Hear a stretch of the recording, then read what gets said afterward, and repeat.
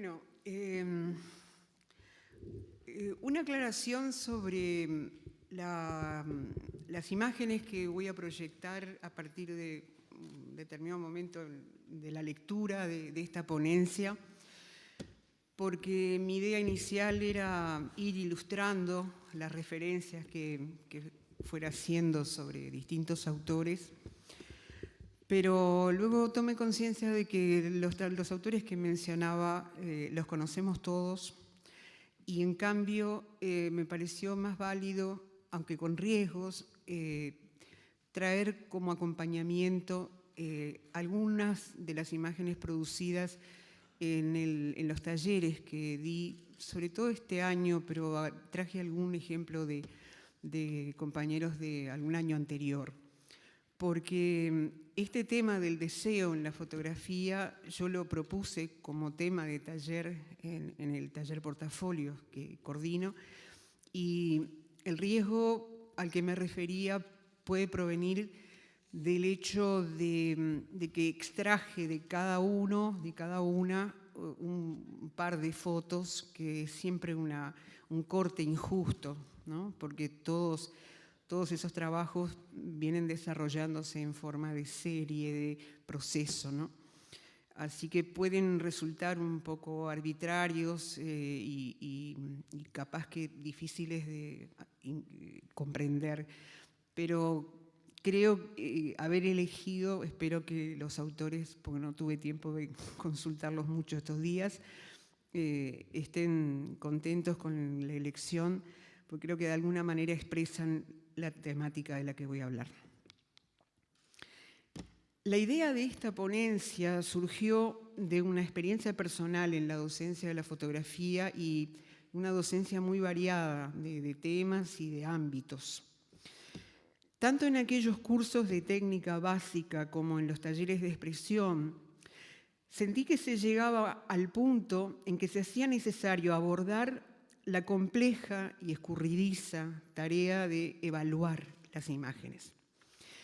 Habituados a servirnos de alguna metodología generalmente aceptada, buscamos lo que convendría aplicar, pero invariablemente terminamos empantanados en esa especie de tierra de nadie que suele resumirse en la fórmula ¿me gusta o no me gusta? Y ahí parece que la discusión se cierra.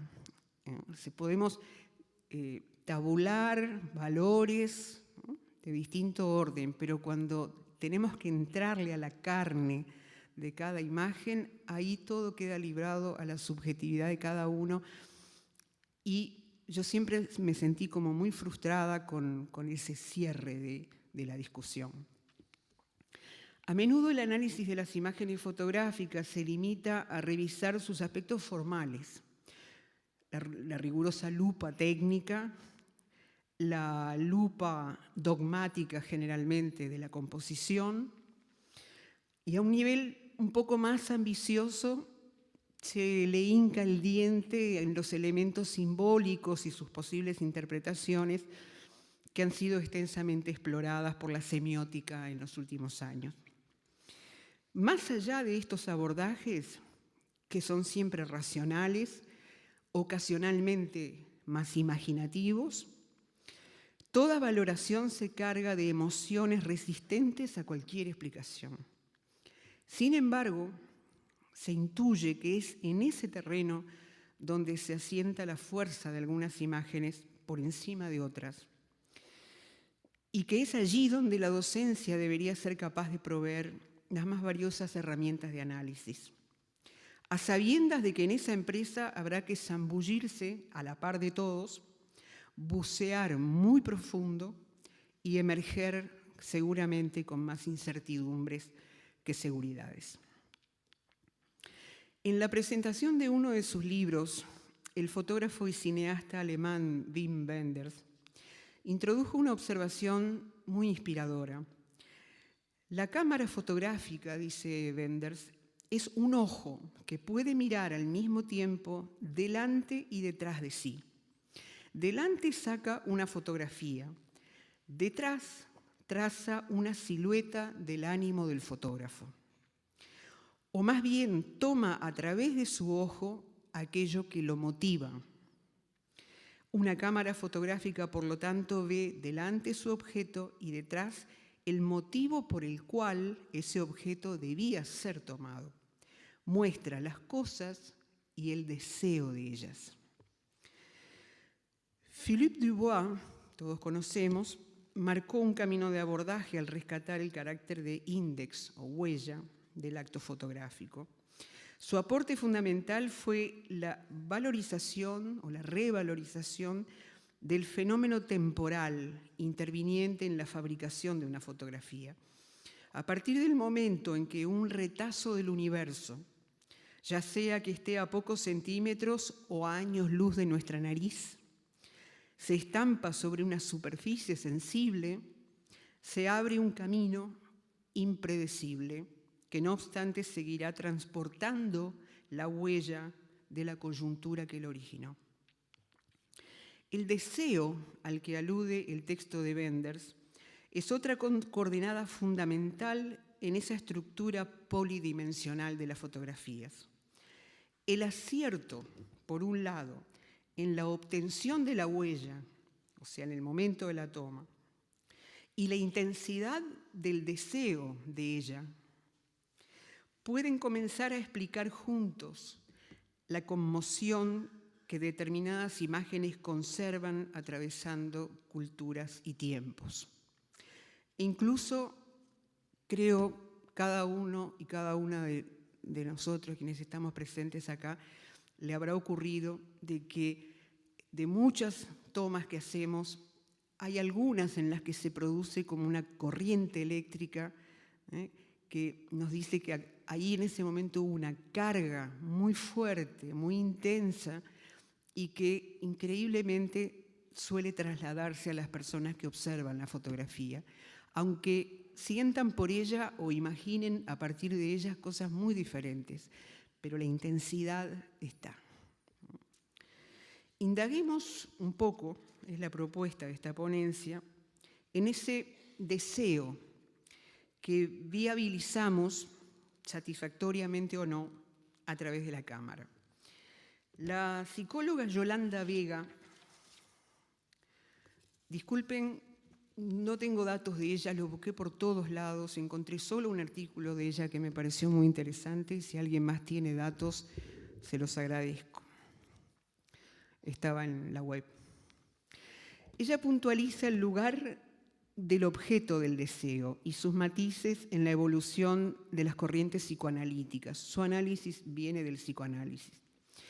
Hace énfasis en la precisión de los términos, diferenciando entre pulsión y deseo, en tanto la primera, la pulsión, no tiene un objeto exclusivo y es más bien una modalidad del deseo. Destaca la contribución fundamental de Jacques Lacan al incorporar la voz y la mirada a los objetos definidos por el doctor Freud en sus escritos clásicos. Y en cuanto a la mirada, tan intrínsecamente ligada a nuestra fotografía, Lacan supo distinguir los matices existentes entre el acto de mirar y la mirada en sí. La mirada, explica Vega, alcanza lo que la mano no. Repito, la mirada alcanza lo que la mano no.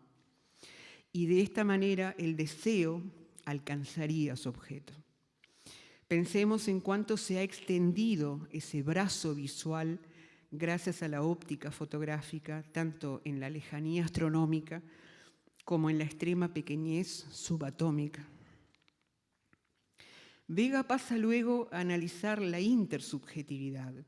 Si arbitrariamente el artista le carga un sentido significante a un objeto, eso no garantiza la coincidencia en el receptor del mismo significado y el mismo deseo.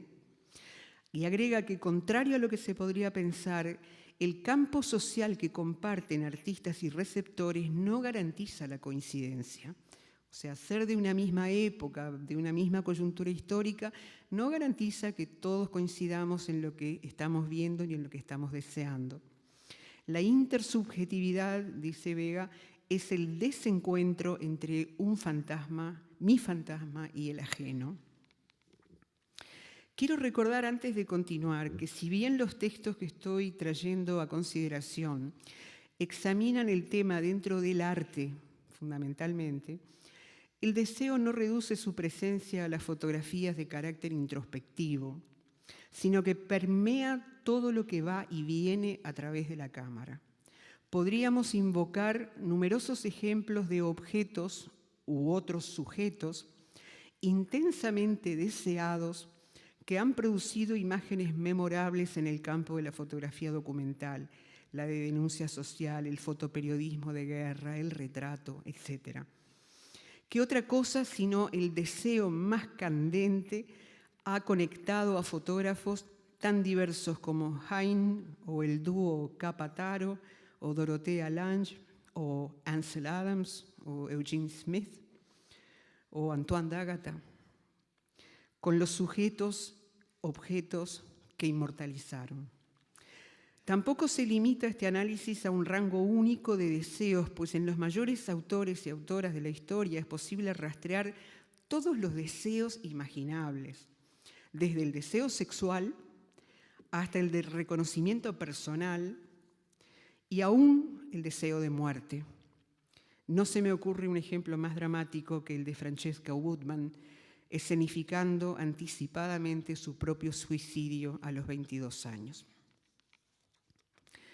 Desde un lugar más específico, la artista investigadora española María Freire ha orientado sus reflexiones sobre el tema al estudio de las corrientes contemporáneas del arte, sobre todo a partir de esa gran patada al tablero que produjo la proclamación del "todos podemos ser artistas" por parte de las vanguardias.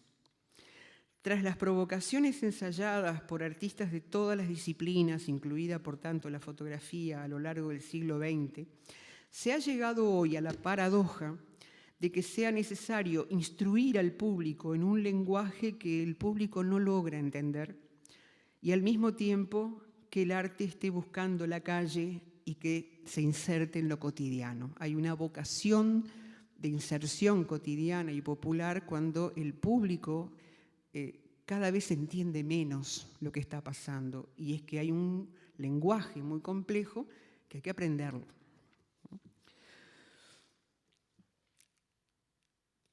Uno de los elementos que irrumpe con creciente recurrencia en estas manifestaciones del arte contemporáneo es la utilización del propio cuerpo, tanto por los artistas, llegando a operar en él intervenciones radicales más allá de lo performático, como muchas veces por parte del público que participa.